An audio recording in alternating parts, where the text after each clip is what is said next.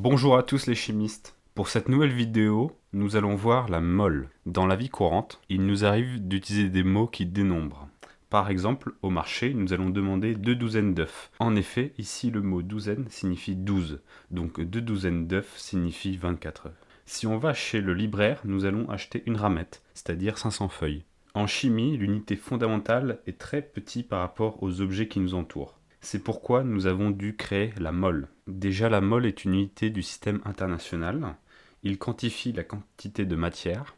Une mole correspond à 6,02214076 fois 10 puissance 23 entités. Ce nombre-là correspond au nombre d'Avogadro. C'est la quantité d'atomes qu'il y a dans 12 grammes de carbone 12. Cette exactitude nous donne une relation entre la masse en grammes et la quantité de matière en mol. On a donc petit n qui est égal à m sur grand M, avec grand M la masse atomique.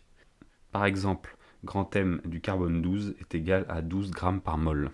Par exemple, celle de l'atome le plus léger, qui est l'hydrogène, il est à 1 g par mol, alors que celui de l'uranium est de 235 g par mol.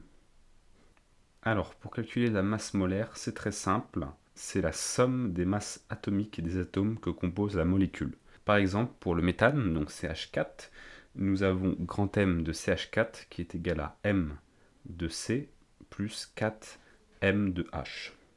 Il faut savoir que la plupart du temps, nous manipulons des espèces chimiques en soluté. Ils sont donc dissous dans l'eau. On a une formule qui relie la concentration en mol et le volume.